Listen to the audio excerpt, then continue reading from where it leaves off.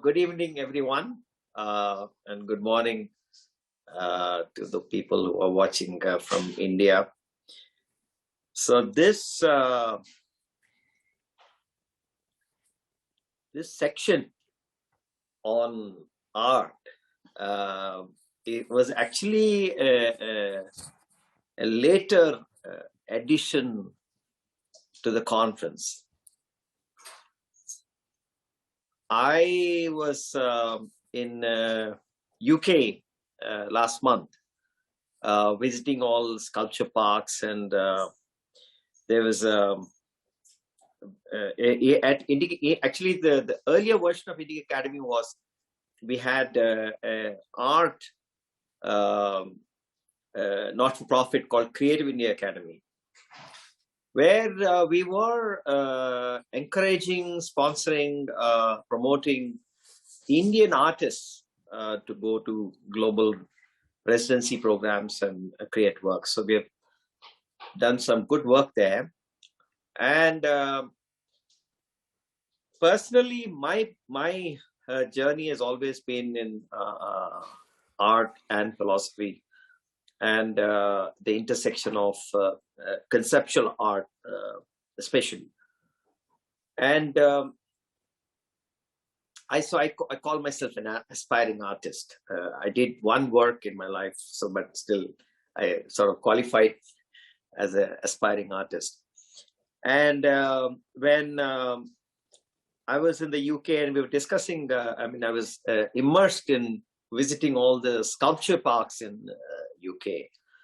And there was one particular sculpture park, Yorkshire Sculpture Park, where one of the artists that we had promoted, her work was there. So that's when it struck me about why don't we have in the conference itself a specific section for polytheist art. Indic Academy itself, we are sort of focused on the intellectual aspects, the scholarly aspects, the cultural aspects, and the spiritual aspects. So we sort of across the value chain, we are present in terms of all of the activities that we do. So personally, I believe that any revival process can only happen if we live it, if we experience it. What I found in the last few years that we have a lot of intellectualization that happens, which is good, which is important. But too much of intellectualization, what happens is that you are removing the beauty of the very culture that you are seeking to preserve. And that beauty can only come from art, whether it's modern art, conceptual art, contemporary art, whatever form of art. The beauty of a culture is captured in art. And therefore, I was amazed the fact that there was a cooperative that was there for polytheist art. And it struck me that this is something which needs to be sort of enhanced, enlarged, needs to be promoted, expanded in its scope. We all know about, for example, Burning Man, what happens in Burning Man, just in terms of the art and installations that happen and all that. But that's, while that is art, and there is there's a 10-step, 10 whatever ideologies that they have. I believe that there is a need for all the polytheist artists to come together and express themselves and the divinity that they see through art. And therefore, I reached out to Edward and I said, look, while this is a scholarly conference, why don't we have a section for Polytheist art and just introduce this very framework, very concept. Eventually, my discussion with Edward was that at a point in time when things are possible, when we should do a festival. It is not just enough to do intellectual discussions. We need to celebrate. Celebration is very, very important. And therefore, at some point in time, maybe in a year's time, we would be having a festival also. This center, we would be hosting a festival. Maybe in India, maybe in, I was telling Edward, and rightfully so, because he doesn't want to travel. So maybe we'll do it in Colorado or some other place where, or Rodin's Crater in Utah. So somewhere we will do a festival, because we need to celebrate. And only through celebration and only through immersion will that connection to our gods happen. And that is the reason why festivals are there in the first place. So I'm very happy that in the short period of time, we reached out to Lo, and then we had a couple of sessions. And then we have this collection, and we have been able to take a virtual gallery and display all the beautiful work. In fact, throughout the series in the last 15 days, we have been featuring various artists on the social media.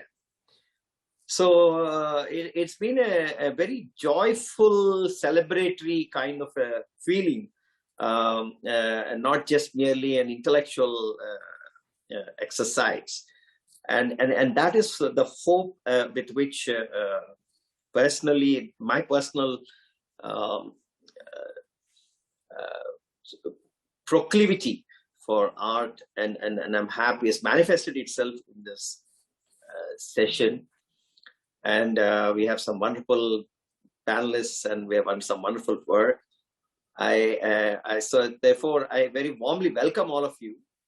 And we shall begin by having a look through the virtual gallery. And this gallery would be open for a month. And all the artwork can be seen by anybody. We will be promoting this through the month over social media. But now I would like to formally launch the exhibition. And I request Koti to share his screen.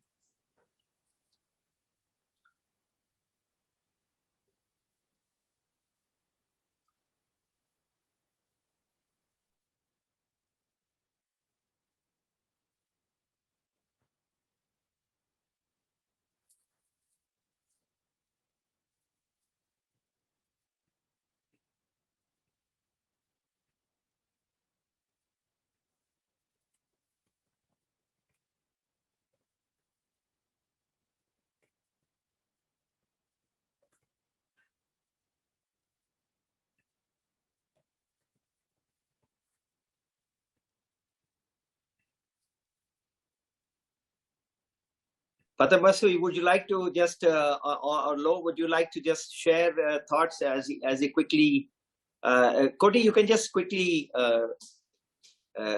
walk us through it, and then we can start the discussion. Since we're on my work, I'll just say, so the first picture, this is the Akem shield of Kunum Putatatanen, who in my tradition is one of the aspects of the creator of the material world. And as you saw in the first picture, the image is being used for devotion. The nighttime ritual of lighting a lamp, lighting a sacred fire for the deity and presenting the deity with concluding offerings. There are offerings throughout the day. But my work highlights this conversation, this dynamic conversation that is taking place between our condition and the divine. It is a dance. It is very much, we are seeing the gods and they are seeing us back. And this is something that's at the heart of all of my work.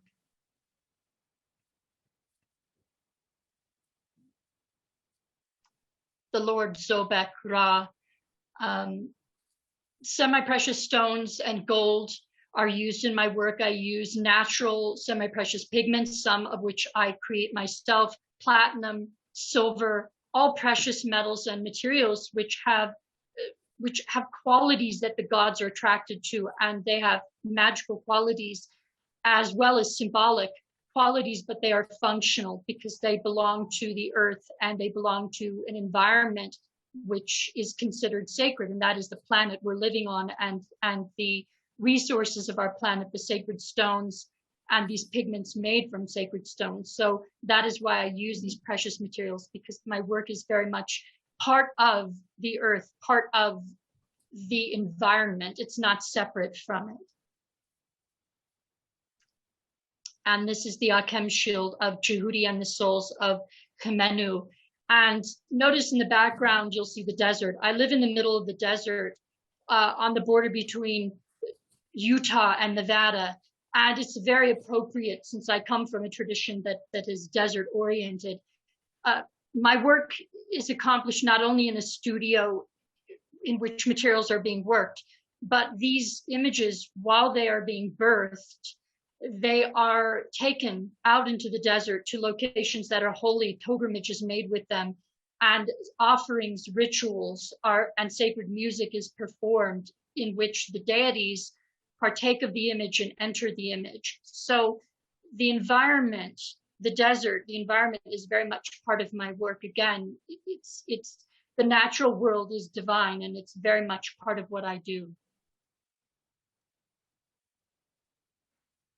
This is Pitasso Garu, who is one of our primary divinities of the netherworld and of transmigration after death into the states of the gods to meet the gods directly.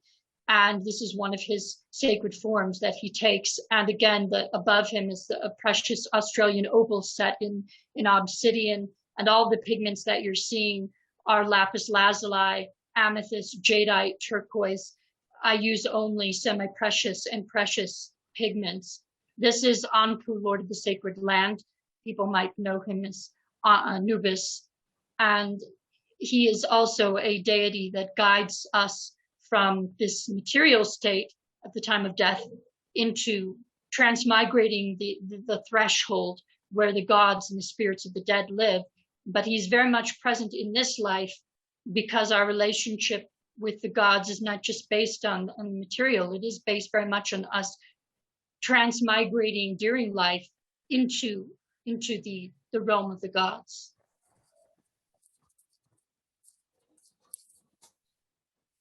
And that's a close-up of him with the platinum moon behind him, solar and lunar symbolism, and the snake Mehen, which is the snake of the other world.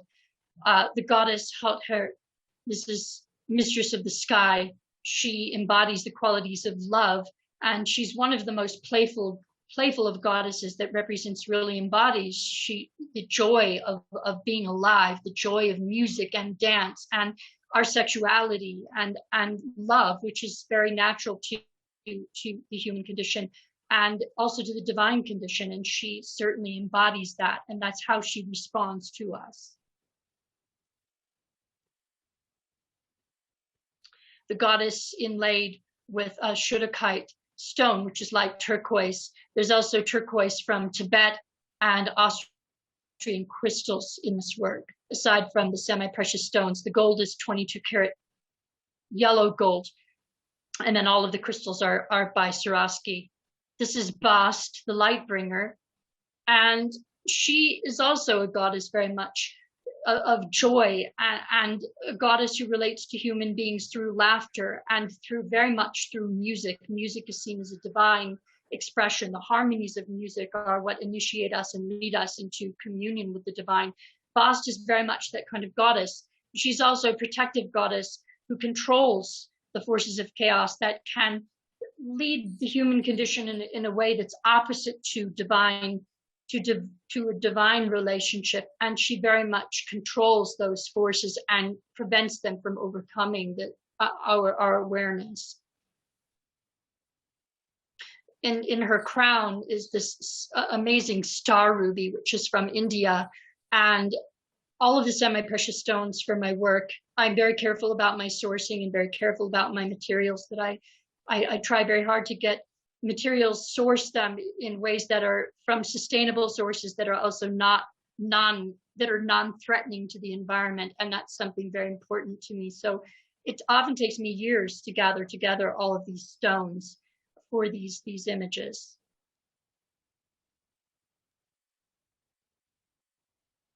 Sekhmet, the Eye of Ra, she's a very, very powerful goddess who is a clearer of obstacles. She's also known to be a goddess of pestilence and plague, and she controls these things. She's a very fearsome goddess, and yet at the heart of her is a goddess who wants to liberate the human condition and also protect the human condition, because she is the patroness of physicians.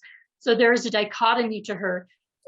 A lot of people are very, very frightened of her, and yet she's the one that liberates us from our darkness. So that is what this icon is embodying.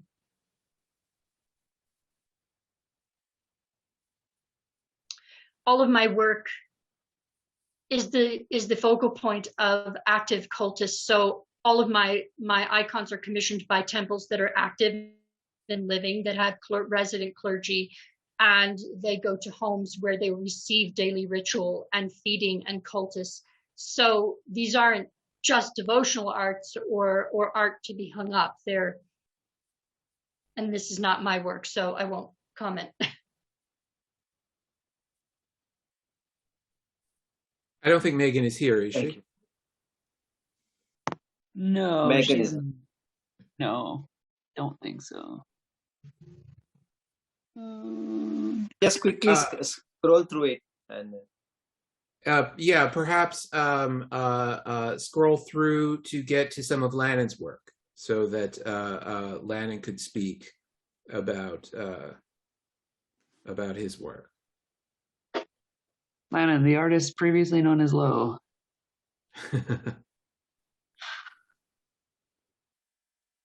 Megan's work is beautiful, though. It's great. Oh yeah, I mean it's this is good. We'll just scroll through it and we can just appreciate it on our own. Yeah, it's a very different kind of approach to comedic subject matter, but animated by a similar devotional passion, but with a very different methodology. the beautiful work. Wow. Yes, that piece is very powerful.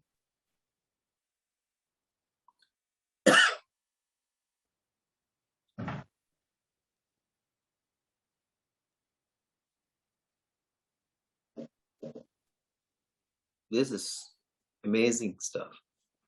It's interesting and very fitting, I think, somehow, that the modern comedic revivalist community has produced so many exceptional visual artists. That's a lovely piece. Yeah, you're right. When the comedic community has a ton of very talented visual artists. And, well, I mean, those of us who were drawn to the goddesses and gods of Egypt, I think, often were first attracted in early life by the arresting images that we saw. Oh, this is this is some of Setkin's work. Again, comedically focused, but with a very different set of devotional commitments, a different theology animating them to some degree, and also a different aesthetic.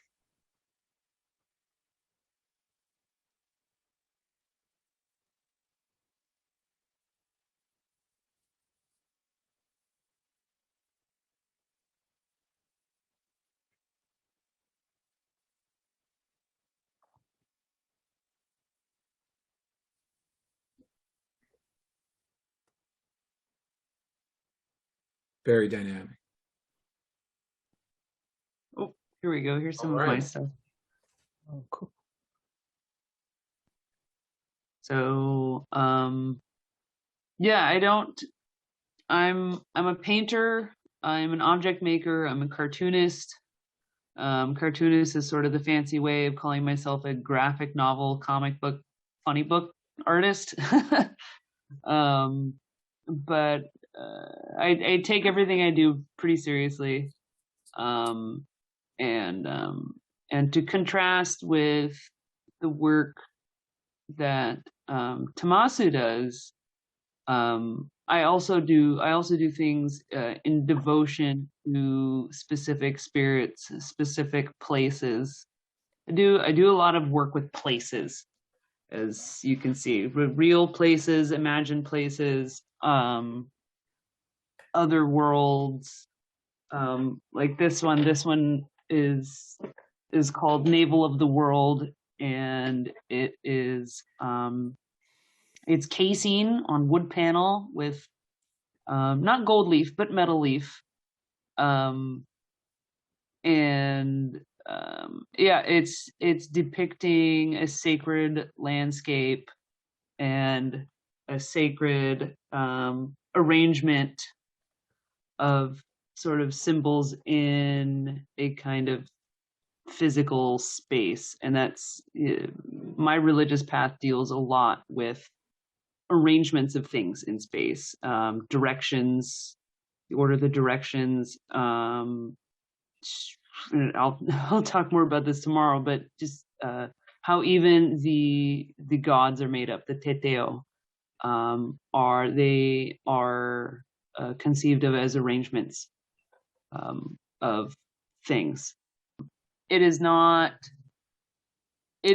animated to nearly the extent that Pitasso animates and invites the gods to embody his works. But I do take my cult icons very seriously. I perform a lot of divination as to when and how I should be doing them, how big they should be, what they should feature. I make offerings throughout the process. I create sacred space. I separate even the thought process that goes into the conceptualizing of the work from anything else that I'm doing. I physically separate even my sketches, my preliminary ideas out in a separate book and on separate paper. And one of the primary things about my path is that I am to keep as naturally as possible with the materials that I use. I'm not to use acrylics in any sacred work. I'm not to use plastic-based things in my sacred work. My paints, I make all my paints by hand. I make my own casing paint. I sometimes even grind my own pigment that I've gone out and foraged for myself. Or I can make watercolors, with sacred rainwater, that kind of thing. Yeah, so those are my obligations with the physical original media. And the other thing that I do is comic books. And I kind of take after sort of the the Alan Moore school of thought with comics, in that graphic novel specifically. They're stories, they're story-based. Story is sacred.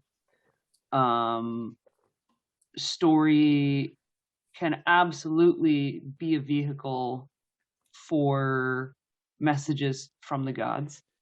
They can be vehicles for ritual movements. They can be instructions. They can be guides. And they can be offerings. And I think putting stories to images in in the comic book medium, which is really, really plastic medium. It's really versatile. You can do a lot of stuff with it. You can play with time, you can play with space, you can mash things together in really bizarre ways that you can't really do with anything else. And you can absolutely create sacred space in comic books, I've discovered. Comic books can also be used, as I am currently undergoing, and I have, a big part of my understanding of how art and polytheism and magical practice intersect comes from me stumbling into it on my own, and that stumbling happened through comic books, because I've been working on one for a very long time, 10 years, and if you do something repeatedly for 10 years, you're going to attract somebody's attention. So spirits have gotten really, really interested in what I'm doing, and they moved in essentially as I was doing it, and I didn't really know for a long time. But I consider my work to be spirit houses and offerings, invocations. These pages that I have selected to put up on the wall are from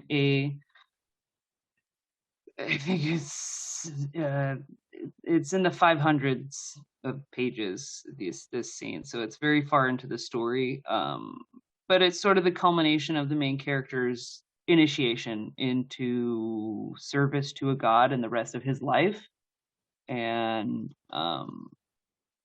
that just depicting that alone for me has been a really, really intense, hard experience, but it's taught me a lot, and it's taught me a lot about how the more than human world can communicate to us just through pictures, funny books, and I think it's amazing. So that's my spiel.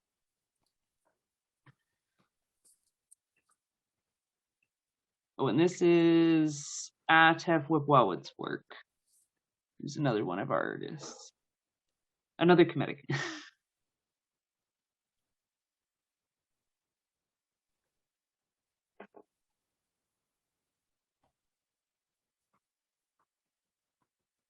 Wow. Another Kemetic, but they also do they will also do pieces for gods from other cultures as well.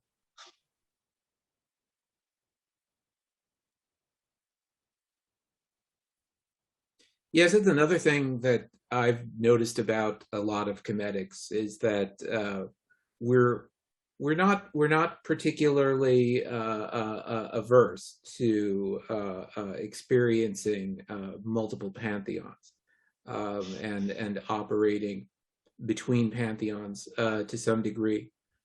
I sometimes feel that that at least the goddess who I consider my patron, that she likes a lot of other gods around,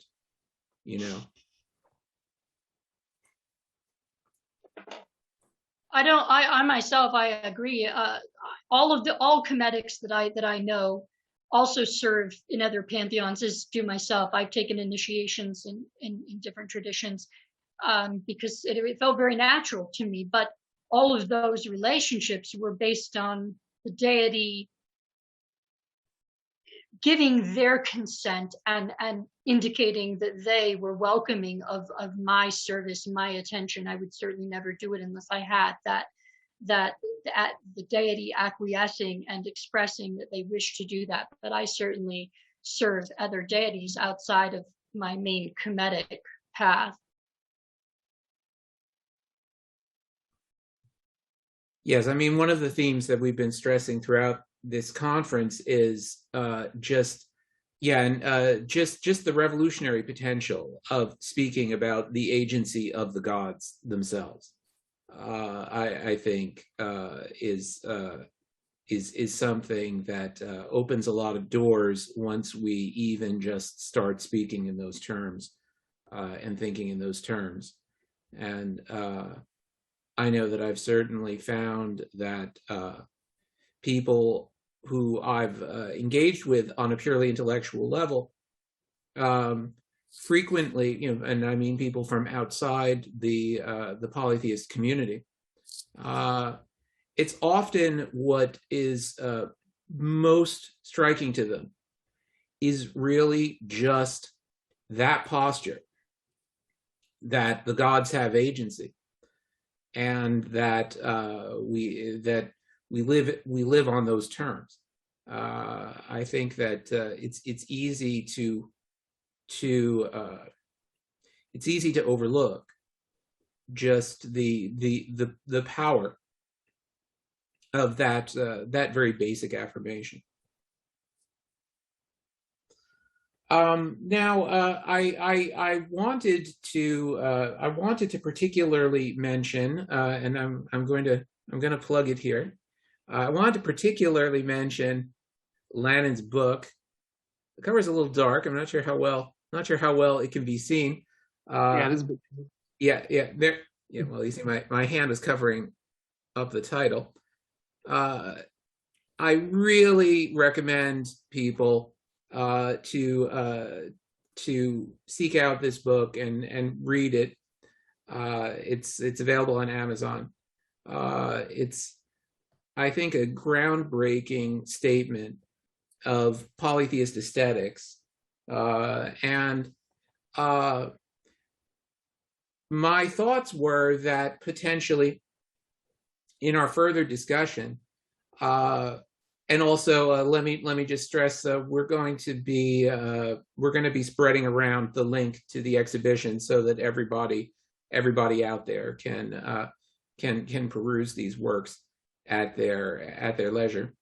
But in order to guide our further discussion, I was thinking about some questions based upon a close reading that I did of Art and Newman, which, trying to bring out some broader questions that not only Lannon could speak to, but also all of you here in your different ways could address some of these issues. And so, first, you say in Art and Newman that it's important for us to learn to hold our ground when dealing with the Newmanists. And I was wondering if you could discuss a little bit how such negotiations work within a general context of maintaining a healthy and reverent relationship with gods and spirits. Oh, that's a tough one. First of all, I would say, and I speak from personal experience, if you need medication, take it. Take your medication. Because the combination of sort of the artistic frenzy and being fueled by spirits, and also maybe some mental illnesses or neurodivergencies, it can be a very chaotic cocktail. And I kind of went through that for a few years, and it was not good. It was very disruptive to my devotions. Trying to serve my daemons, trying to serve my other spirits that were interested in my artistic process. It just got kind of manic and very chaotic. And so, I got diagnosed, blah blah blah. I'm on medication now. It's great. I'm getting good sleep. Sleep is great. Sleep is great for the process. It's great for creativity. It's great for hearing the gods, hearing the spirits. You have to be able to you have to know yourself. You have to know where you begin and end. so you can know when those boundaries are being stretched and blurred and manipulated, especially if you sort of work in kind of a clairsentient way. And that's kind of all kind of a like wishy-washy stuff to say. On a more practical side, you definitely need to ground yourself. You need to cleanse. You need to go to your gods if you get overwhelmed. You need to you make the right offerings. You need to stop and do divination. And another thing that I talked about a lot in the book is you need to know when you're doing stuff for yourself because you want to, as opposed to doing stuff in service. And that is a very difficult line, I think, for a lot of artists to acknowledge, and to acknowledge that those are two separate things. Because the thing that's exciting and the thing that you really want to do and is going to make you feel good to do and is going to be really cool when you're done, that may not actually be what your gods and spirits actually want at all. So you have to really, really figure out your boundaries, and you have to stick to them. I think that's what I meant. There's also a question that came in from an attendee, which I think both of you could speak to. For the panelists who develop their own pigments, are there any resources you especially like for studying this, like books or sites to read about this practice? Did you want to go first, Tomasu? Sure. I want to recommend Natural Pigments. They are an amazing company, naturalpigments.org. They produce several lines of pigments in different mediums, and they have a line called Rublov pigment. They produce watercolor pigments. They produce many different mediums. But something that's wonderful about them as a resource is that they have video series. They have massive online archives that discuss how to use natural pigments, how to tell the difference, how to all of these things. And they for me have been an incredible resource. But I was raised, since I was raised in a family of artists, my father was an artist, I was raised learning how to make my own pigments. So this is something that was not a shock to me that my deities wanted me to do. It was like, well, of course, I've been doing this all along. It's very challenging, but they're the first source, naturalpigments.org. Look them up, and you won't be disappointed. You can really go far with their information. Yeah, that's where I get a lot of my pigments too, actually, the stuff that I don't make myself. I can definitely speak to their quality. It's top notch. They really know what they're doing. They tell you where the pigments come from, the mines they come from sometimes. They tell you the exact chemical composition. They tell you all of the hazardous stuff about it, how to handle it. Yeah, they're great. They're really great. As far for tech, yeah. Sorry, just the last part of this. As far as for by all means, text and stuff, as and the process itself of grinding pigment, numenarts.org, there's a resource page, and I've got books there listed that I personally own, and that goes into just the physical process of taking a rock and turning it into paint pigment. I would recommend, if this is a completely foreign process to you, then I would start with The Organic Artist. It's very, very low key, and his instructions are very clear. And then if you're really getting into it, I would recommend trying to track down a copy of Colors from the Earth. It's a book published, I think, in the 70s. It's out of print now, but your library may have it. Don't try to buy it. It's very expensive. And then just practice, really. Just, you got to practice and get a feel for feel for what you're looking for as an end result.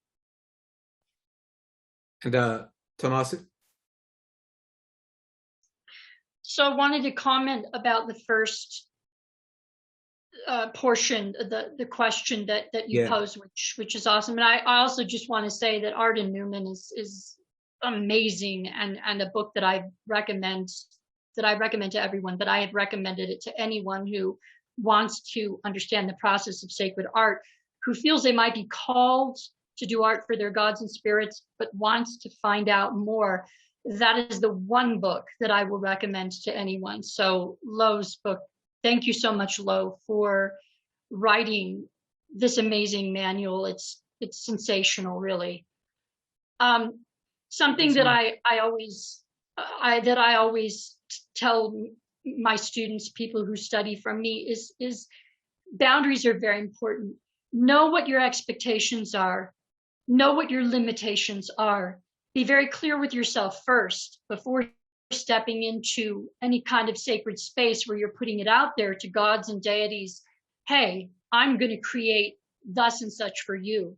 Because we do have a terrible habit today, human beings, of feeling entitled and seeing ourselves as being the very center of creation. We're the center of the world. We've conquered every other species. We're the center of the universe, and we tend to come from that. And it's very shocking for human beings to enter into a dialogue, a relationship that is not egalitarian. We are not the equals of the gods and spirits. I'm sorry to break that to people, but human beings, we're not the equals of the gods, never have been and never will be. And the deities, they come, and spirits also, they come from that. These are beings that pre-exist the created world and that pre-exist the human condition. So coming with humility, not a sense of entitlement, but also being clear about what we are willing to offer and give, because otherwise you can find the relationships with gods and spirits volatile. You can, it can be disheartening. It can certainly be very disappointing and dangerous to not know the kind of relationships that you're putting out there. What is it that you want from the gods and spirits? What is it that you're willing to give? As a sacred artist doing my work, as an iconographer, the work that I do is very much my priesthood. It is my religious practice. And the images that I am doing, they're cult images, what we call sahemu. And they are possessed by the gods and they become gods. So the process that I am required to do, to go through in order to create these images, affects everything in my life. It affects my friendships, it affects my partners, it affects the food I eat, it affects every single portion of my life. Must be in accord with right relationship, which we call ma'at in Kemeticism. This way in which we are supposed to act towards the divine. There are expectations that gods and spirits have. Are we acting in accordance with what the deities expect? And that's something that a lot of people, I don't hear them vocalizing that, and we need to ask that of ourselves. Okay. Another question that I developed reading Arden Newman was, you say that at some point around the time of the Renaissance, artists went from having geniuses to being geniuses. And there you're using, of course, the original sense of the term genius, which is approximately the Latin equivalent of the Greek term daimon, which we might translate into English as a spirit. That artists went from having geniuses to being geniuses. What is the appropriate relationship between the artist, their daimon or genius, or the class of daimones, the class of spirits, and the gods? And I realized that this it takes us into an area where people have different theologies, and so that's precisely the kind of difference I'm interested in teasing out. So, I mean, the inherent dependence of the question on one's theology is part of what I'm getting at. If you'd like to speak to that a little bit.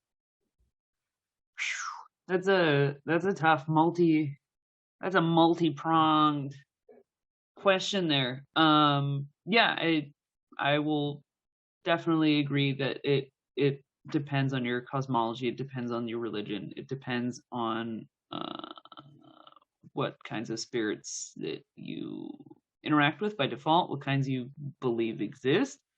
In my religion, there are no geniuses, there are no daemones,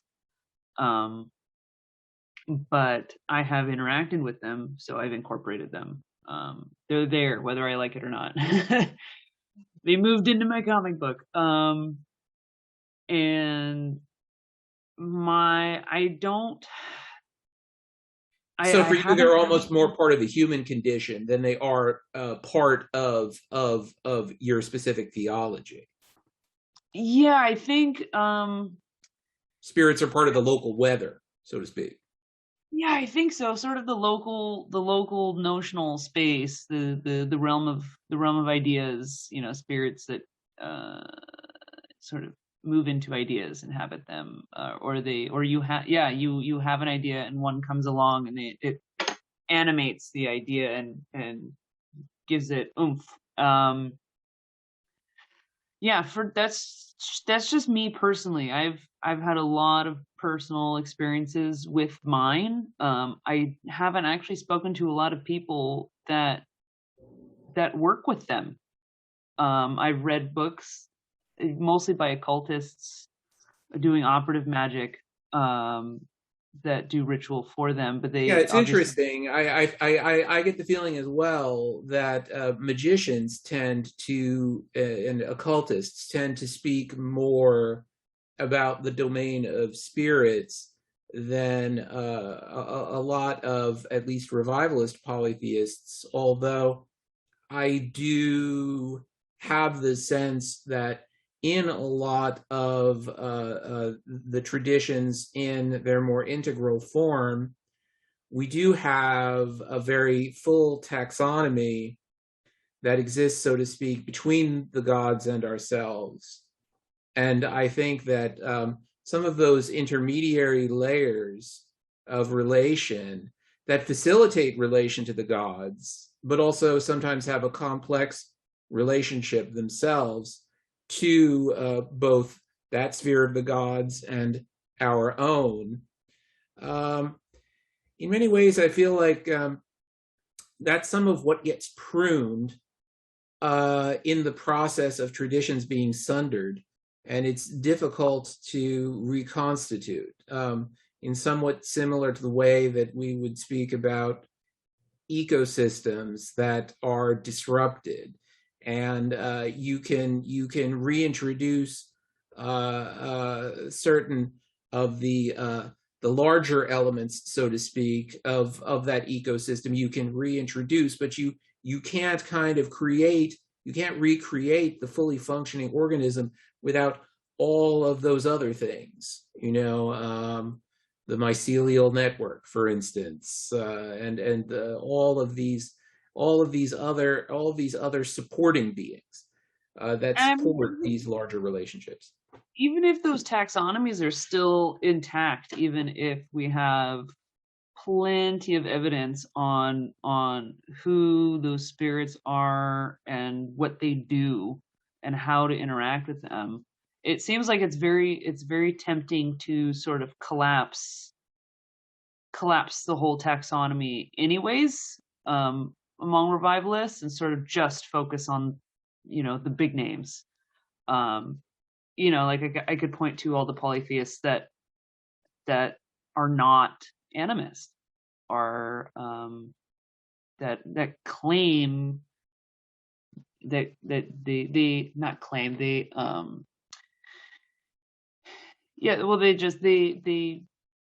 they don't understand animism, and they see how they don't see how it relates to their polytheism. And I think that we need that taxonomy. We need that full ecosystem to really have the living religions that we say that we want to have. I'd like to bring De Ver in at this point. I had a feeling I might draw you out with that question. So please go ahead. Are you perhaps muted?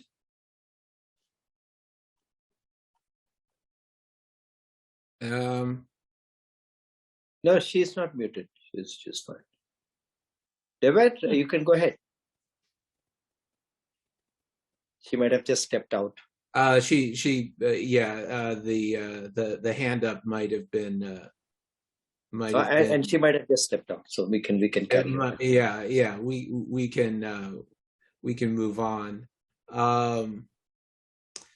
Since it came up, but this was another one of my questions, was about the differences between the relationship of the magician or the occult practitioner to art relative to that of the polytheist, which I think was a very interesting theme that recurs at several points in Art and Newman, and I think is of interest. I think in the polytheist community, well beyond the issue of the relationship to art, of course, because I think that the modern polytheist revivalist movement. Oh, I see that De Vera says that her mic isn't working. No, darn. Oh, that's a shame. Maybe she could call in on her phone. Yeah, that's a good idea. You could give that a try, and if you get through, that'll be just as good. Yes, but the modern polytheist revivalist movement, in many ways, has had to separate itself from the occult movement, because going through one of these kind of historical bottlenecks at a certain point, say in the 19th or the early 20th centuries, it was rather difficult and almost pointless to try to distinguish between these different aspects of kind of like nascent revivalist movement that was coming to birth. It took a long time for these aspects to sort of start to disentangle themselves. And so I was interested in your thoughts about this relationship, specifically within the area of art. I will, I'll say a little bit, but I'm actually more curious to see what Tommaso has to say, because he, as far as I know, he kind of. You can pass it right on over to him if you prefer. But I know that I've kind of put you on the spot with these questions, but it was just that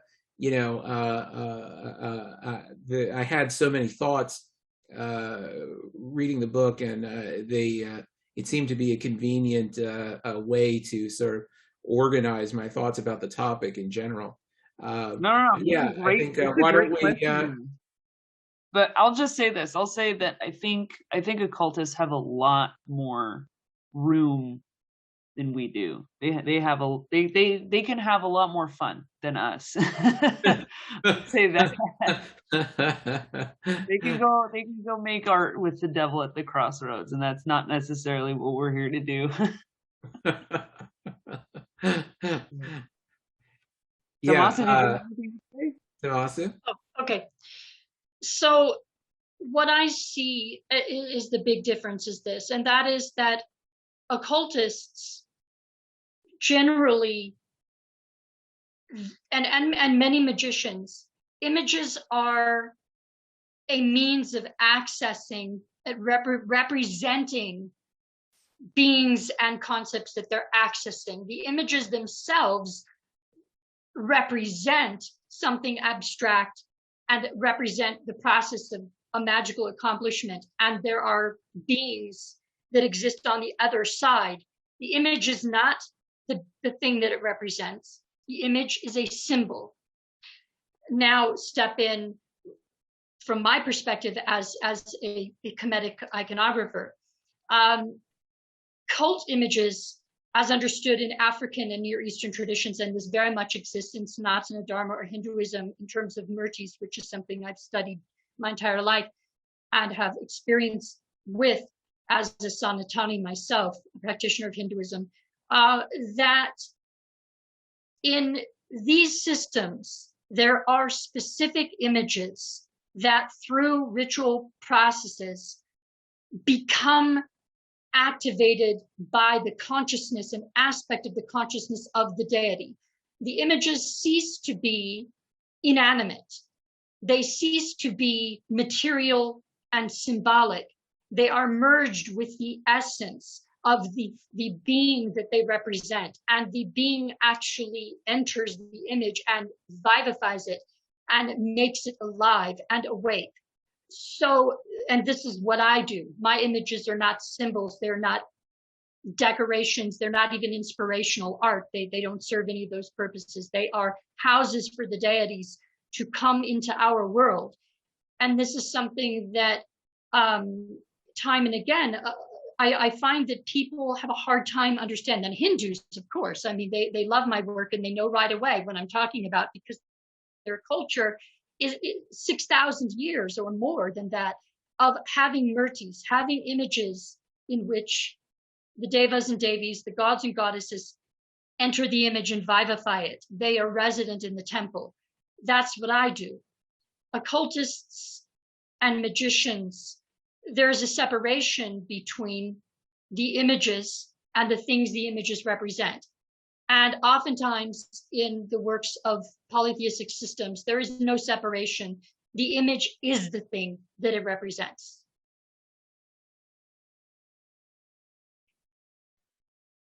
I see that Dever is back with us. Dever, did you want to try to see if your mic works? I see you're muted at the moment, but would you like to see if?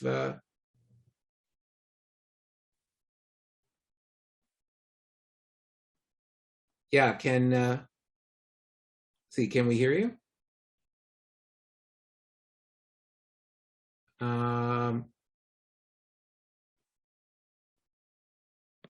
right, maybe not. No, I guess not. All right, that's a shame. All right, let's see. I see there's a couple of questions now from attendees. One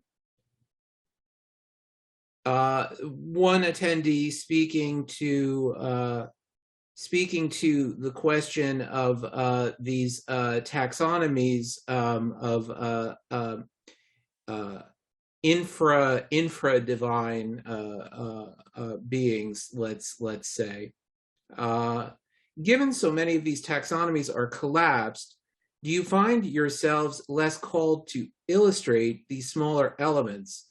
Are they harder to capture than some of the larger figures with all their symbology? Well, and I mean, I would imagine that also there would be the question that they would have potentially a different relationship to representation and to the artistic depiction potentially than gods in any event. I don't know whether we might be getting into some theological deep waters there, but I think that it's if there's anything that anyone wanted to further comment on that, I may have opened up a Pandora's box, so to speak, bringing up the whole. It can be more difficult if these beings are not inviting representation. And I've represented a lot of things that people haven't seen. I know that people can only react to what I publicly display. There are images that I've created that it can never be photographed and can never be seen outside of a cultic circumstance. And there are spirits very much that are like that. Pazuzu, my icon of Pazuzu that people are familiar with, for a very long time, that image was something that Pazuzu was not keen on being publicly shown. Pazuzu is one of those spirits who's very possessive of how he's represented, and he doesn't necessarily wish for those things to be just distributed. That was at least what I found, until he seemed that the timing, for whatever reason, was appropriate. I have a lot of relationships with various spirits, but not all of them actually want representation in the same way that the gods and goddesses do. So I guess that would be my best way of answering that. I would have to agree, definitely. Even making a devotional piece for a god as opposed to a spirit is a totally different process, totally different mindset. And I basically all I really do is devotional stuff. So, but I would say the bulk of my work actually deals with these smaller, more localized spirits and divinities and genus loci and ancestors and stuff. So I tend to focus on the sort of the microscopic scale of the taxonomies a lot, and I think that's why I get the attention that I do with the work that I do, because these are often spirits that are just completely overlooked and forgotten by most people, even by most polytheist practitioners. So, another question that came in from Todd Jackson in the audience. He's asking about specifically for the Kemetic artists, and we only have one on the panel, so we know who this question is going to be going to, about what do you think about the relationship between the animal images which are incorporated into the complex form of Nedjru and those animals themselves as distinct beings. Again, this gets into some pretty dense matters of Kemetic theology, but I am certain, I'll admit to just being curious to hear how you would field that question yourself, Pitasso. That's an excellent question, very complex. So we should understand that in a Kemetic context in the past, because we need this distinction, because the recognition of the deities embodied in their heperu, which is what the animal manifestations are, that this is totally different today. It's not necessarily a process that's the same as the way it was thousands of years ago. That the Egyptians recognized generally that there would be one member of a species that would be inhabited by the essence of the deity. This is, for example, like the Hop bull or Apis bull, in which there was only ever one at a time that received the divine spark and the divine essence. So it wasn't that the Egyptians then looked upon devotees of Ptah, the Hop bull is the incarnation of Ptah in the material world, that every bull walking around was Ptah. It was only this one specific incarnation at a time. And yet they also recognized, though, that these species overall contained a kernel of the divine manifestation, and that there were qualities inherent to each species that demonstrated a deity's sphere of influence. So with the god Haru, for example, the falcon being his animal embodiment. This also then locality is going to come into this, because, for example, at Bedet or Edfu, there was an incarnation, a specific falcon that was believed to be possessed or inhabited by the local Heru. And yet they also recognized that all falcons had a Heru-ness to it, something of the deity in that. So in my own work and in my own practice, how I look at it is this: I see that the natural world and that the gods and goddesses choose the natural world in order to communicate their existence and their spheres of influence, and that all parts and aspects of the natural world are vivified by a divine essence, and the gods and goddesses do make themselves known in very specific locations. So, and then that also includes flora and fauna, animals. All of the Necharu have animal representation as well as plant representation. And how we see them today as cometics outside of a Nilotic landscape, my experience is that it has not changed, in the sense that all cometics who worship Haru would see falcons, would see hawks also as containing Heru-ness, containing this spark that belongs to the god Haru. That's how I see it. And in my work, of course, you'll notice that the gods are very, very much represented by their animal totems, if you will, as well as by flora and fauna.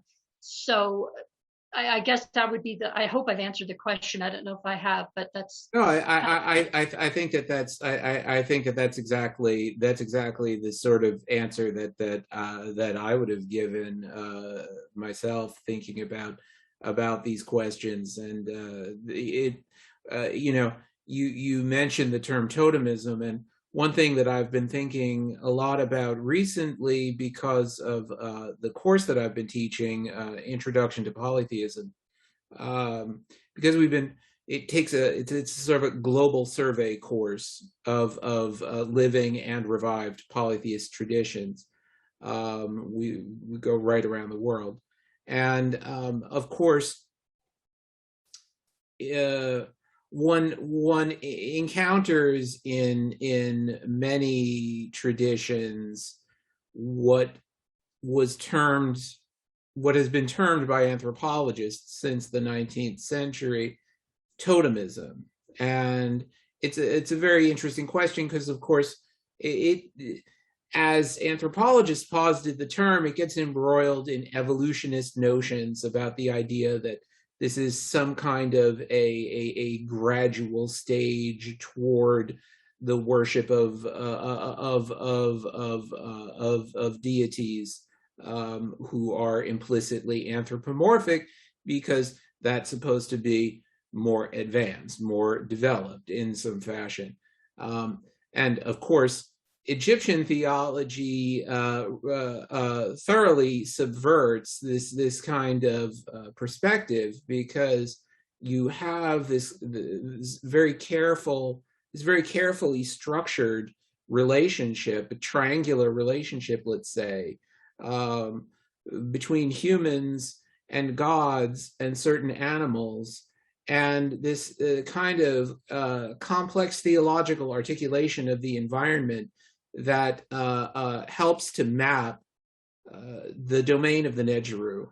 It helps to map that domain in the embodied world, in the mortal world. I see that Hari wanted a few minutes to talk about a particular issue about conceptual art. And I should just say that we didn't put an end time for the panel in the schedule, but my thinking was that basically we would wrap up at 9, that this would be a 90-minute panel.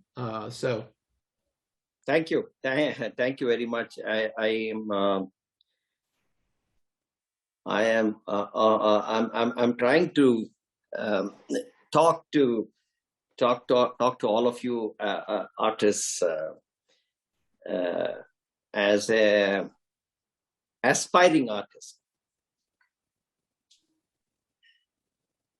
My own artistic journey has been, I'm not skilled in painting, I'm not skilled in sculpting, I'm not skilled in anything. But there's a very deep passion for art and philosophy, and the intersection of these two aspects. So when I realized that I do not have the skills to communicate my thoughts, I discovered that concepts themselves can be art. The very thought itself can be an art. So I was driving back from Storm King to Deer Beacon, and I discovered Fred Sandbag. He's a sculptor who just puts threads and there's nothing else. And within those framing of those threads, you can imagine anything that you want. And it's a brilliant form of art. Then again, I discovered John Cage and his very famous composition of 4.33, wherein he just sits on the desk, on the piano, and he doesn't play anything. And then I discovered Dakshinamurti Stotram, wherein Lord Dakshinamurti teaches philosophy, teaches our Vedanta through silence. So if you see, in all these things, there is no music, there is no material, there is no words, there are no words. And all three are linked in a very, very beautiful manner in what I call it as the value of absence. When there's something missing, then you value it. And from there, I discovered myself and I said, yes, I am an artist. I'm a conceptual artist. I don't need to work with material. I don't need to know how to paint. I don't need to know how to sculpt.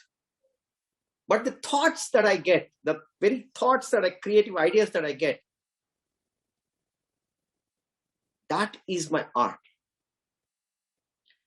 And then I found that if I say that if I am imagining myself sitting in a yoga studio and encouraging people to close their eyes and imagine an art form, I describe an art form.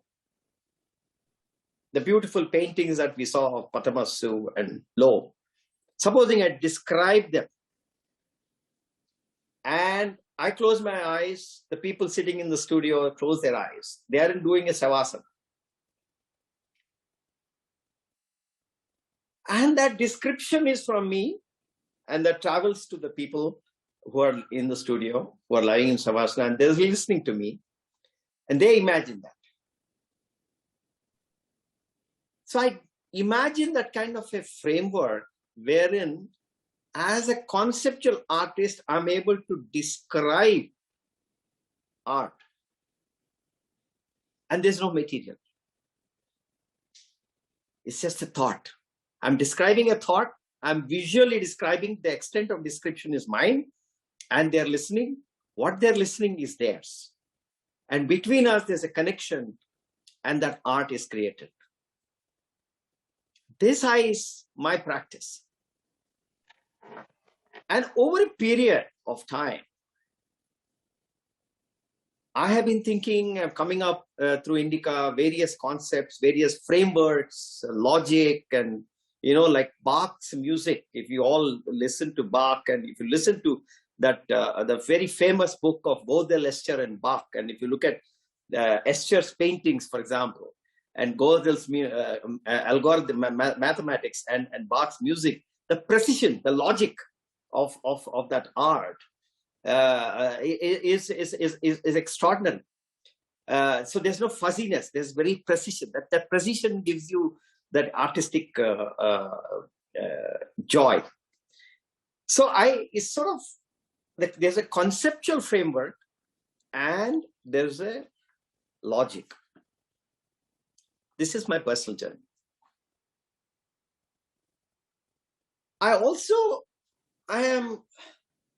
I see this Pew Research and this concept of spiritual but not religious. There's there's a growing population of people in America, almost 30-35%. They call themselves SBNR, spiritual but not religious. So if you're coming from a monotheistic religion and you have disowned that monotheistic religion,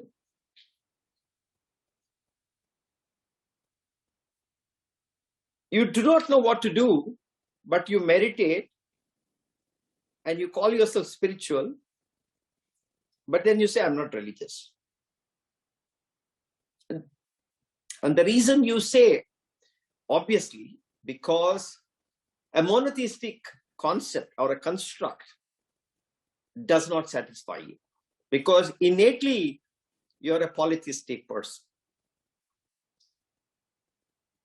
But then you have defined yourself, you have labeled yourself as an atheist, because you have left the monotheist, now you're an atheist. You have defined yourself, you have labeled yourself. But then you're making an exemption, but I'm spiritual but not religious. You're happy with that framework. And then you start your journey with meditation and yoga, environment, veganism. All these things are there. But then the last frontier, you have not crossed. The threshold of devotion, the threshold of surrender, the threshold of gratitude, you have not been able to cross. So you're getting the benefits of being a spiritual but not a religious person. But you are not there yet.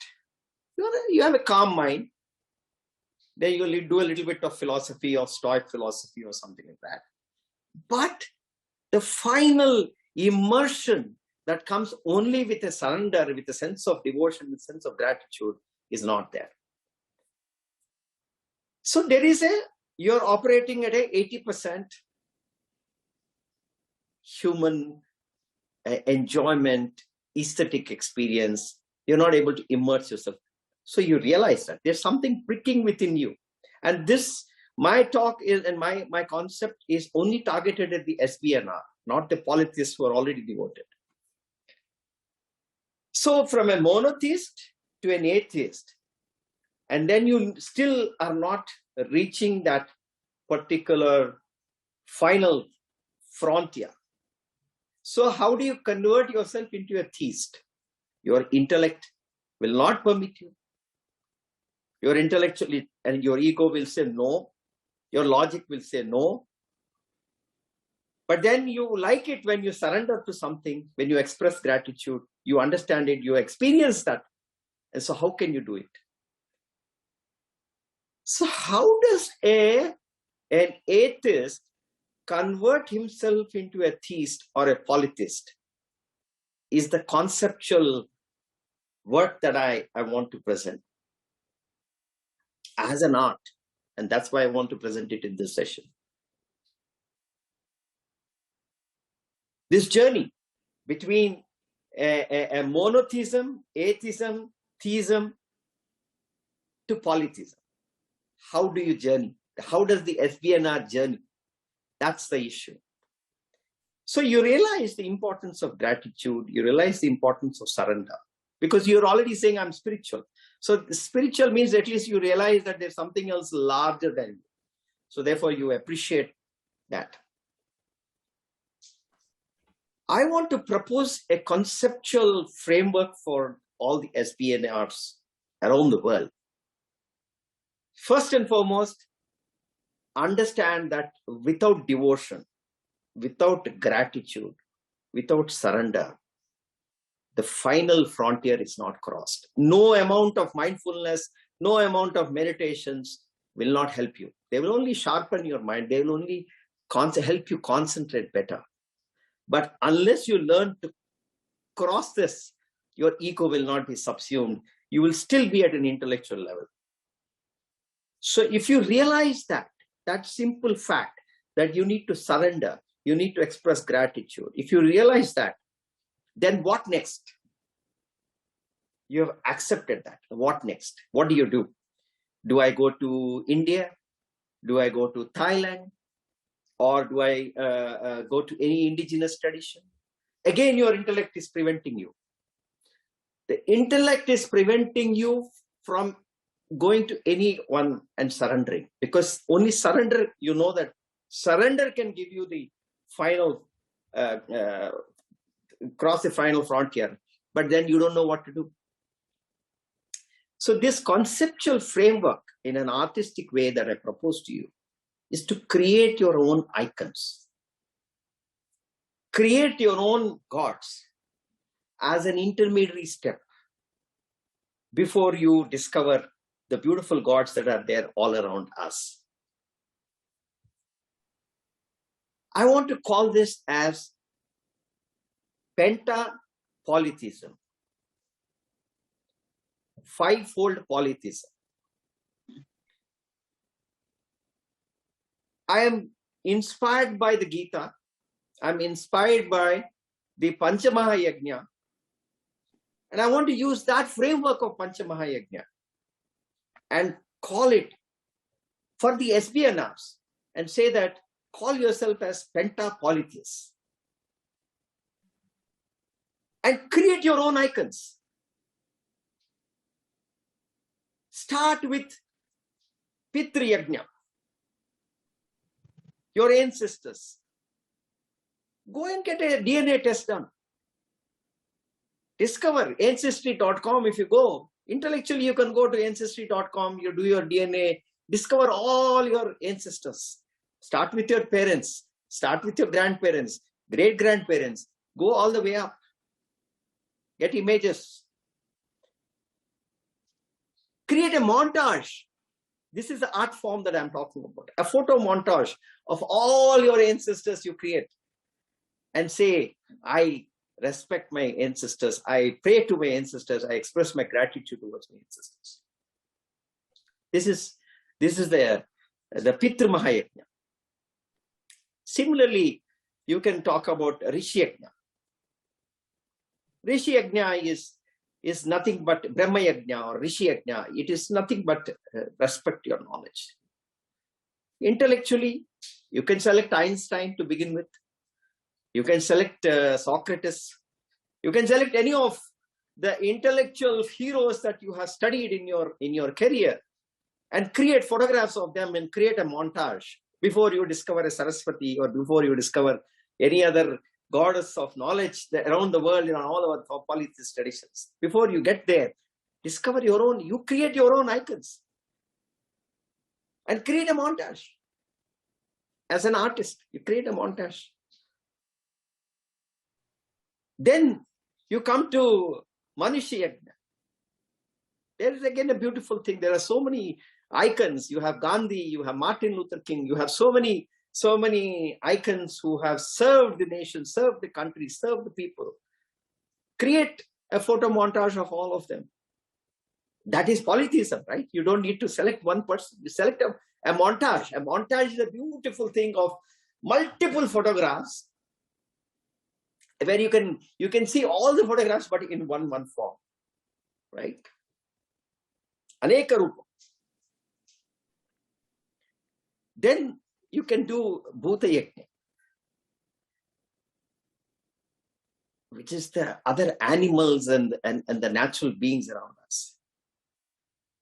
You can select all the beautiful scenes, all the beautiful things that, as an environmentalist, you must be already, if you're an SBNR, you would already be an environmentalist. Select all the beautiful animals that you love and adore and create a montage. A beautiful montage you can create, especially with nature.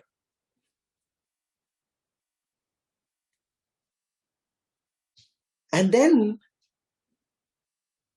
Brahma Yajna. This is then the Deva Yajna. Now you don't believe in gods yet, because you're still working out your way of theism, and you're creating these things. Who is the god I should pray to? I have not yet selected. How can I select an icon? What is the icon that I can select?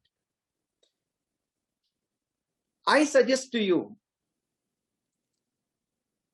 yes, in polytheism, we do not need to talk about unity of every god. Every god is agent, and we do not talk about it. But assuming that you have talked about it. Simple thing of consciousness. Now you are already spiritual. Therefore, you already realize that there is something larger cosmic principle that is greater than you. So what is the easiest thing? As my Swamiji says, Swami Paramatmananda, he says, one of the closest things of consciousness is light, because it's an independent principle. It's not part of anything. It's not a particle of anything. It's an independent principle. The closest proximity to consciousness is light. So select Surya Bhagavan, select the sun, and create a montage of, beautiful montage of sun, and say that this is Deva Yajna. This is the God, the larger principle. So you have a montage of knowledge. You have a montage of your ancestors. You have a montage of other people who have served the society. You have a montage of all the lovely, beautiful nature and animals. And you have a montage of a God. Select the light and create a montage and put it in a corner of your house. This is how you can select an icon as a beginning. And then from that selection comes the devotion of expressing your love. And then you start a ritual of expressing your gratitude to all of them. What is that ritual? Is select your own ritual. Choose your own ritual. Create an app and create your own ritual. How you want to spend time every day for 15 minutes discussing, engaging with all these gods that you have. You want to light an incense stick. You want to put some offering. Whatever it is, that is up to you. The rituals is not important, but the fact that something you do regularly is important. So think about this. Frame it as a pentapolytheism. So from monotheism to atheism to theism to pentapolytheism. Frame it as pentapolytheism.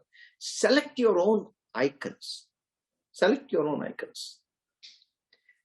And remember that as many icons is more, because it's a montage.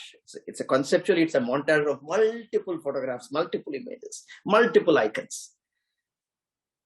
The moment you embrace multiplicity there in what you rever, you are a polytheist. That is where they and also what you're doing is you're making the transition from being purely concerned with your own subjectivity. You're making a transition to a more objectively focused devotional activity rather than merely an activity of self-cultivation. And so in that sense, this links up with what we were speaking about earlier. We were talking about intermediary entities like genii or daimones in the kind of terminology of various traditions. This is what you're talking about is a method for bridging the gap, so to speak, between modern spiritual seekers who are unaccustomed to having a relationship to any kind of objectivity. Exactly. And the teasing transition out that kind of devotional impulse through means that will be less objectionable to their intellect than the... because they're selecting their own gods. They're selecting their own gods. Once you select that and accept multiplicity and establish a ritual, and then what happens is then you embrace, then you realize, oh, there is something in Buddhism that is there. There's something in Shinto that's there. There's something in Hinduism that's there. Then you start exploring because you have a more open mind. So this bridge of pentapolytheism is a bridge for a monotheist, atheist, theist to select his own icons at a conceptual level, start a ritual practice, from there transition and explore the actual polytheistic religions. Because he's not going to, how is he going to select, how is he going to open his mind to even say, okay, I want this or I like this. So this is an intermediary conceptual framework. It's an intellectual framework. It's an intellectual framework that destroys your intellect. It's an intellectual framework that helps you transcend it and using the mind to transcend it. So that's the beauty of that, because only through devotion you'll be able to come to polytheism. Right? That is the whole point. But your ego and intellect is stopping you. So your own ego, your own intellect, you are selecting your icons and then transitioning, and then you have a whole host of polytheistic frameworks around the world. You can embrace all of them. You can embrace one after them. So this is the conceptual devotion is a framework muscle, that I want to propose, so to speak. called pentapolytheism.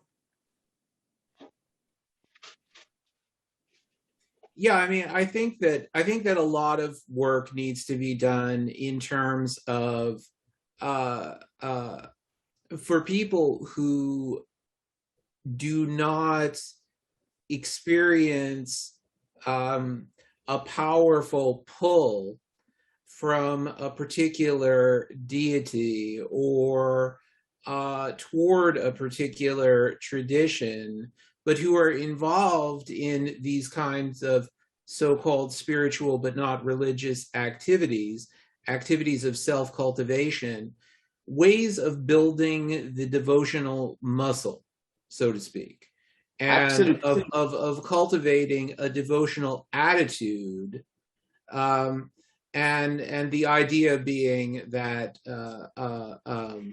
that one can make that transition more easily to an objective focus through objects that are chosen by oneself and that have a transparent relationship, so to speak, to oneself, rather than the potentially opaque relationship of the gods to ourselves, which is often a sort of an existential aporia, so to speak. It's a kind of an impasse, because it's not intellectually, you can't intellectually excavate it, so to speak. And so the idea of these kind of transitional activities, you know, and I mean, I've heard polytheists, particularly people who work a lot with their ancestors, and people do even in Western traditions, people will distinguish between ancestors of one's line and ancestors of, for instance, some profession, for instance, I forget the kind of terminology that they use at times for sort of different category of ancestors. For instance, philosophers that I, as a philosopher, might venerate because they are ancestors of a sort for me in my identity as practicing that particular sort of craft.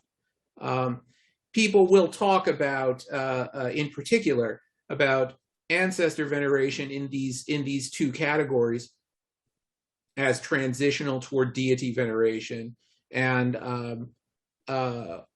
also I think conceptually, I've encountered some people who talk about engagement with the spirits of animals, individual animals, but also the spirits, as it were, of species of animals as a kind of a devotion, and that's another form of devotion that I agree one could more easily perhaps explain or to the sort of spiritual but not religious person who requires a kind of intellectual justification for what they would do. Yeah, absolutely. Because you see, almost 35% of the American population today is spiritual but not religious. So you have left a monotheistic culture. You've declared yourself atheist, and then now you said that I'm spiritual. So you have surrendered, saying that there's something larger, but you're saying, no, I'm not religious. How do you bring religiosity? How do you bring the devotional aspect? How do you bring the ritual aspects to an intellect which has labeled himself as something? That's the challenge. If you are able to crack that challenge, then polytheism will thrive. And there is a need for a framework for them to understand. Select your own icons, select your own gods initially. Then automatically they'll surrender, because the exploration, once the devotion comes in, once the surrender comes in, then the whole world opens up. The whole world opens up. That's the point. And that's why the artistic element here, not apart from the conceptual thing of framing it like a pentapolytheism with these 5 categories, that's the conceptual part.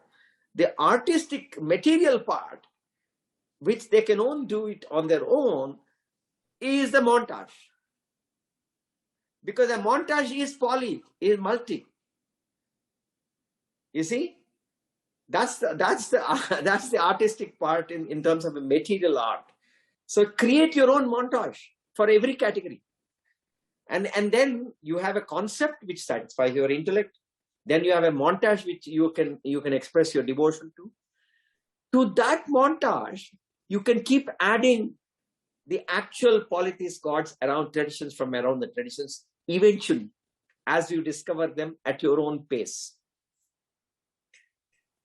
Because for an atheist to actually select one tradition, he has to explore, he has to discover, be it whatever be the tradition, and that's not an easy process for somebody. So there is an intermediate step. A lot of times I think we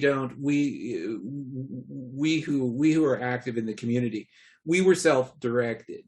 And a lot of times I think, and also because a lot of us aren't particularly concerned with growing polytheism per se. I mean, I've had a lot of conversations with other polytheists where they've said things to the effect of, well, why do we actually, I'm not interested in growing it. I'm just interested in the people who end up here, because these are the people who the gods chose. And I think that if we're going to have an attitude of wanting to advance this as an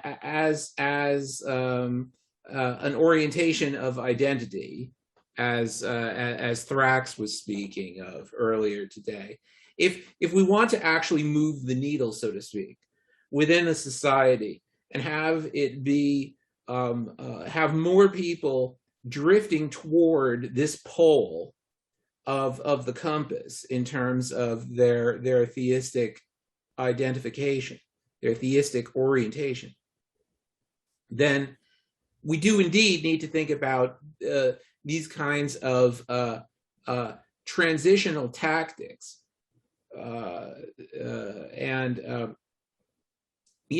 would say that art does have a role here because of the notion of making for oneself and the kind of investment that a person has in that which they choose for themselves, make for themselves, But I mean, what's paradoxical about it, of course, is that because we're trying to get people to a place of surrender, you see, we have to find a way to get them to choose their vehicle of surrender. You see, and so there's a certain kind of inherent paradox there. No, actually, they are all ready for surrender. I don't think it's a paradox in the sense that, you see, the population today, I mean, we are seeing the society is striving. For example, the other day there was a talk on the healing nature of gratitude, right? So when Harvard Medical School tells me that gratitude is good for my better well-being, then my intellect accepts it and says, oh, I have to be now grateful from now onwards. You see? This is what's happening. So this is anyway happening, but it is all at the intellectual level. But they don't have the tool to transcend the intellect. They don't have the tool. They need an intellectual tool to destroy their intellect. You see? And that's where art comes in. And that's where the conceptual framework that you can select your own icons and you can select your own thing and you select your own ritual formats as a beginning, as an intermediate step before you jump into anything else. This will appeal. Of course, we are not evangelists or something. I'm just proposing this as this concept of pentapolytheism also I'm proposing as a framework. So it is just as a thought, but everything is organic. Everything is individually driven. It is not at all forced. It's not somebody is telling you something. You do it. This is just a framework. It's a conceptual art. Again, it's a concept. It's not something that's put down on anybody or anything like that. It's just a concept.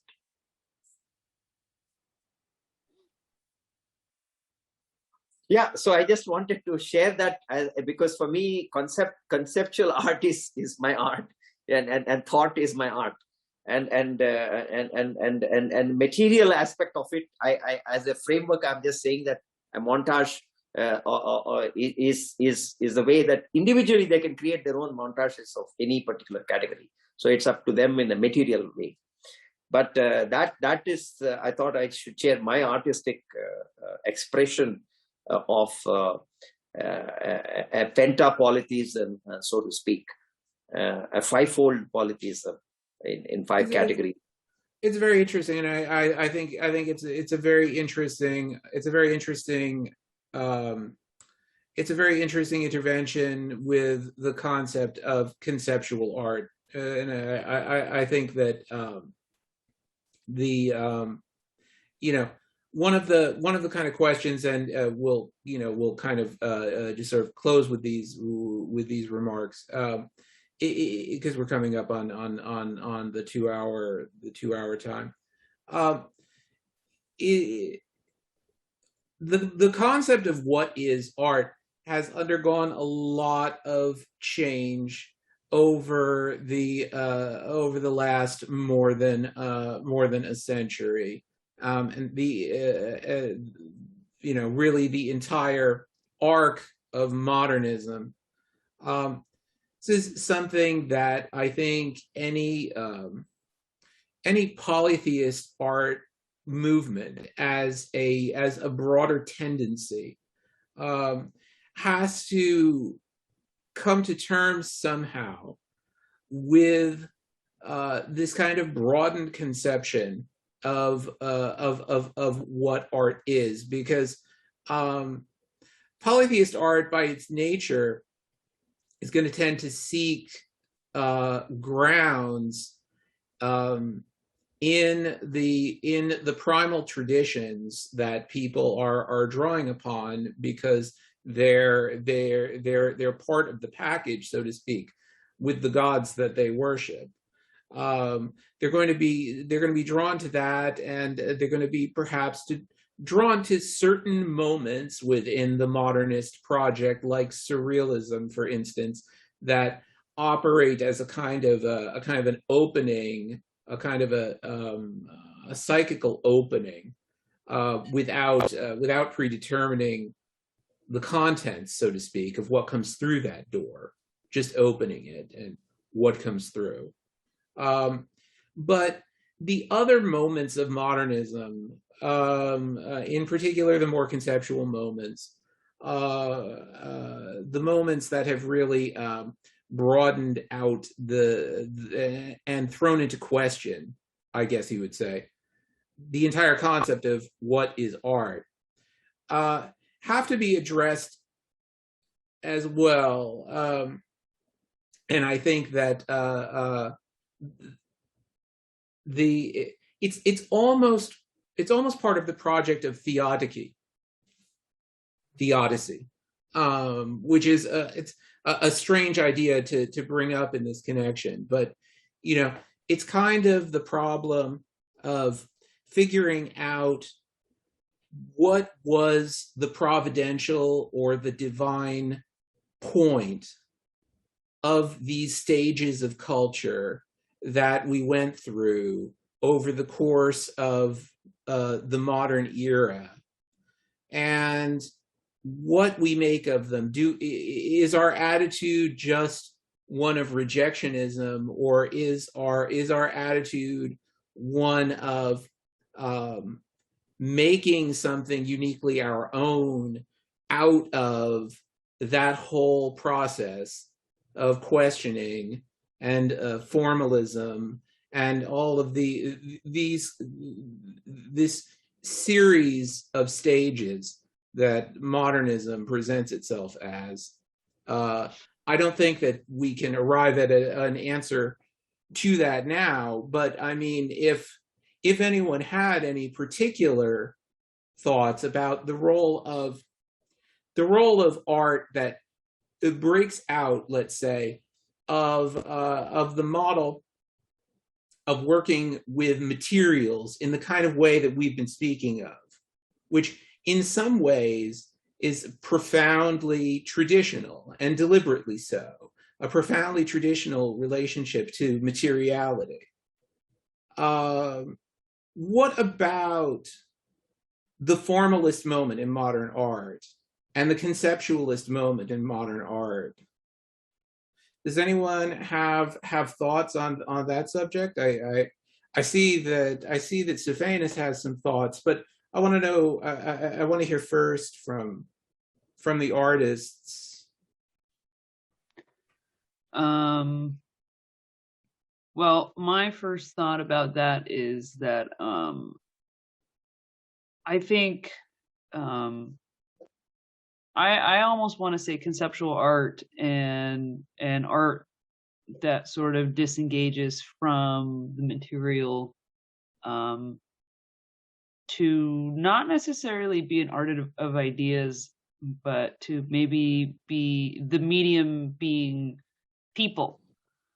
In the same way, I was reading something earlier, Scott McCloud's magnum opus, The Sculptor, and there's a joke in there about Jeff Koons. Indeed. And a character remarks that, the sculptures were not his art. He was of the school where not even the people were his art. It was the market playing the market was his art. And that kind of was like, whoa, it took me this long to hear something like this. And yeah, it kind of just jiggered things around a little bit. But I think I would have to say that a polytheist art would have to, well, as I say in the book, everything we do it should necessarily come out of our cosmology. A cosmology isn't a cosmology if we can pick and choose when we live there. A cosmology is all encompassing. Even our entertainment, even the cartoons we watch, the Saturday morning cartoons, the junk food we eat, that all is part of the cosmology. Those are not externalities. And I think a polytheist art would have to necessarily do away with things that we would consider externalities to our metaphysics, to our devotion, to our taxonomy of spirits. And then we have to grapple with the question of these other institutions and these other egregores that, you know, like capitalism. I go into capitalism a lot in the book, which is not necessarily an institution, an idea that plays nicely with our cosmologies. It trashes our cosmologies, basically. So how do we grapple with that? Do we treat it as something completely separate? Is it a separate consideration than the rest of our spiritual and religious lives? How do we, if we want to play the market, if the market is our medium, how do we do that as polytheists? How do we do that without completely abandoning everything that we supposedly consider sacred to do the thing? And that doing that work is going to require a lot of reckoning and a lot of reconciliation of ideas and concepts that exist that we may not like, but they exist. They're real. They determine what our world looks like, and we need to figure out how to reconcile those things in a polytheistic way. Yeah, that's what I would say. Tommaso, if you have anything. So as a devotional polytheist, my response to all that, which, I mean, wow, we could go on all night, because those are amazing topics that affect all of us. I know I do grapple with those things and I have had to find my own solutions. It's hard. But at the end of the day, the most simple question that I ask myself as a polytheist doing this work is, how do I give my gods what they want? Not what I want, not what I think is a priority, what I want to wake up and do, what I think I should be doing. How do I satisfy what my deities are asking from me? How do I give them that? And that is the aim to me of art in a polytheistic context, giving the gods what they want. And artistic representation is something the gods of all polytheistic systems, I have yet to encounter a polytheism that does not have representational sacred images. I don't know what that would look like. I've never heard of such a tradition. So obviously this is something that the gods are inspiring in us to do.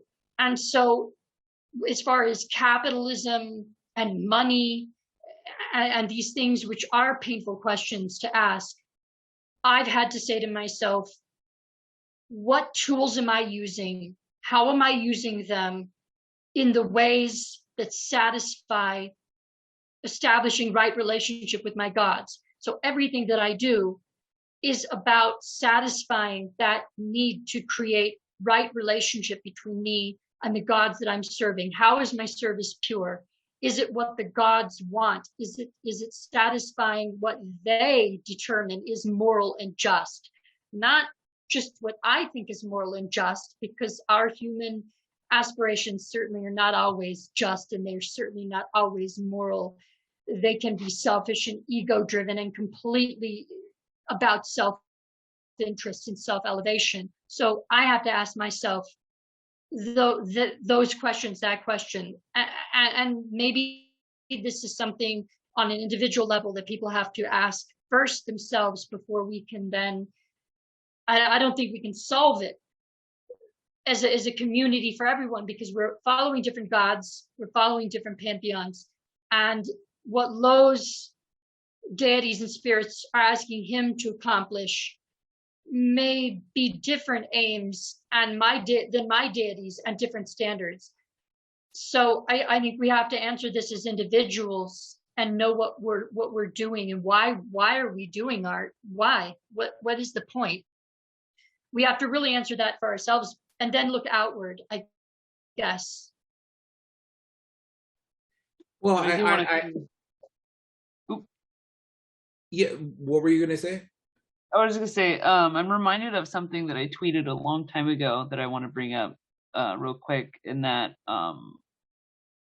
I think in this art, maybe one of the things we can all sort of latch onto is the idea that there is no such thing as fiction in the things that we make from this frame. Everything we do, everything we make, every mark we put down on paper or what have you, it is real and it is not fictional, and it becomes part of the story of creation. There is no creating outside of that. And I think that's probably what a lot of people coming to polytheism have a very hard time with. So we just need to be careful about what we actually do. Absolutely. You have to be the art. You have to become one with the art.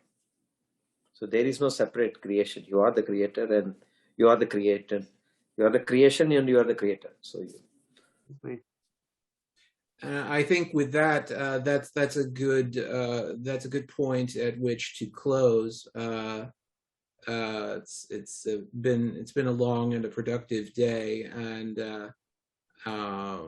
I want to thank everyone who participated live during the sessions today, and everyone who is watching this in recorded form.